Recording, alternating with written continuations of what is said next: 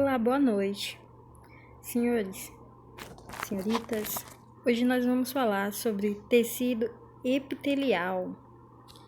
Tecido epitelial que forma todas as superfícies corpóreas, como a pele, como a parte interna dos vasos sanguíneos, como barreiras hematoencefálicas, enfim, tecido epitelial está no nosso corpo como um todo. Não é à toa que a pele é o maior órgão do corpo. As principais funções do tecido epitelial são proteção e revestimento. Temos também a função de secreção, como no estômago, as enzimas da digestão, bem como absorção no intestino, e impermeabilização, como no caso da bexiga, ele forma como isolante para impedir a saída de água que fica armazenada na bexiga. Quais são as características histológicas do tecido epitelial? Eles possuem células justapostas. O que é uma célula justaposta, professora? É uma célula muito unida com a outra. Vocês estão vendo que elas estão unidíssimas. Isso aqui é justaposta, tá? Firmemente unidas. Elas possuem, por estarem muito unidas, ausência ou pouca matriz extracelular, esse MEC aqui. O que é matriz extracelular, professora? Colágeno. As células epiteliais ficam apoiadas em uma membrana basal. Que membrana basal é essa, professora? É essa barreira aqui, ó, que separa o epitelial do conjuntivo, que é o assunto de nossa próxima aula. Tecido epitelial é um tecido avascular, ou seja, não tem vasos sanguíneos, ele recebe nutrição de baixo e ele está sempre ligado ao tecido conjuntivo por meio da membrana basal que nós citamos ainda há pouco. Então, aqui uma lâmina histológica, quando a gente voltar às aulas, nós vamos ver no microscópio.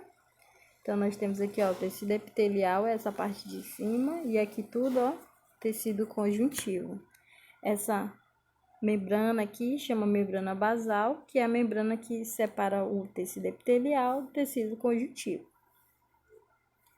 O tecido epitelial tem algumas classificações. Ele pode ser chamado de tecido epitelial de revestimento, revestir, e tecido epitelial glandular, secretar alguma coisa porque é uma glândula. Já ouviram falar de insulina? Insulina é um hormônio e ele é secretado por uma glândula que é chamada glândula endócrina. A tireoide é uma glândula endócrina.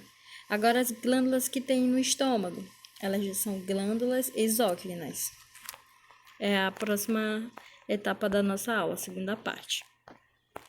Então, nós vamos falar nessa aula especificamente sobre tecido epitelial de revestimento. Então, nós podemos classificar o tecido epitelial de revestimento em quanto ao número de camadas, ou seja, é uma camada, 2, 3, e a forma da célula. E também podemos classificar quanto ao formato das células. Então, forma, é cúbica, é cilíndrica, é achatada. Então, vamos lá. Então, quanto ao número de camadas, nós podemos ter tecido epitelial de revestimento simples.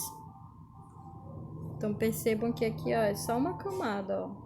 Como que você sabe que é só uma camada, professor? Olha os núcleos aqui todos, formando uma camada.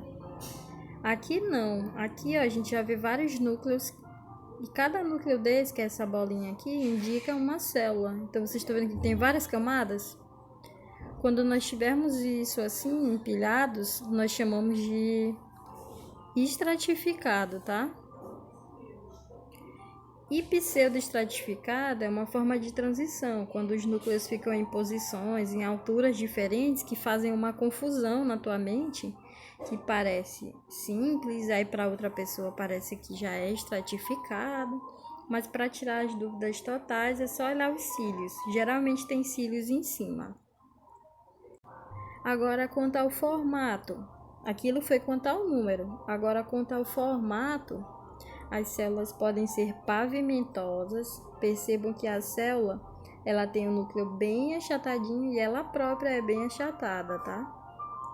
Nós temos cúbico, muito fácil, é um formato de cubo, o núcleo é arredondado. Prismático, ou também chamado cilíndrico, bem simples, porque ele é alongado e o núcleo é alongado. E o de transição, uma característica importante é que ele vai ter células que às vezes têm 2 núcleos. E as células são todas de formatos que a gente não consegue identificar. Transição.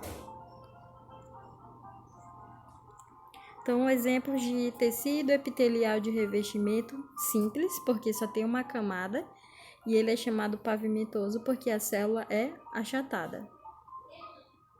Onde eu encontro, professora? Encontro no endotélio, na parte interna dos vasos sanguíneos. Aqui outra imagem mostrando, ó, fica nessa parte dos vasos sanguíneos.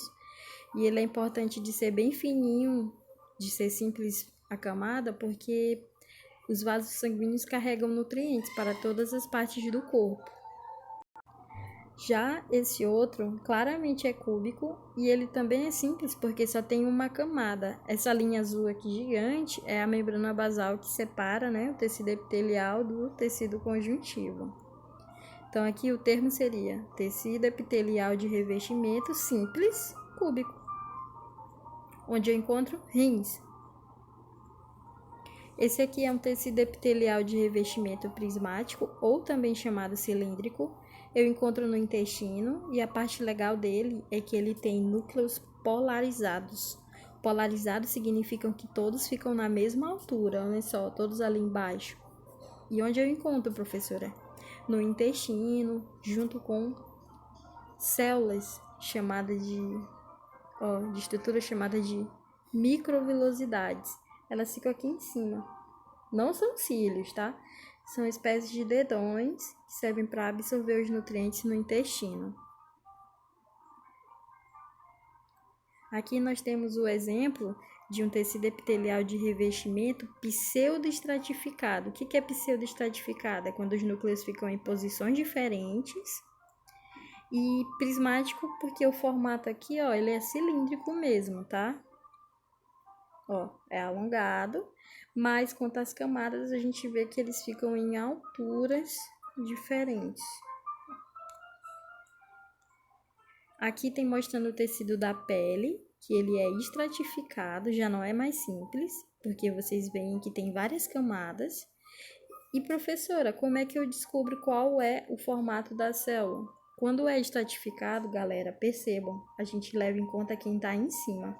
O formato dessa que está em cima, ó, é pavimentoso. Então, o tecido todo vai ser chamado estratificado pavimentoso.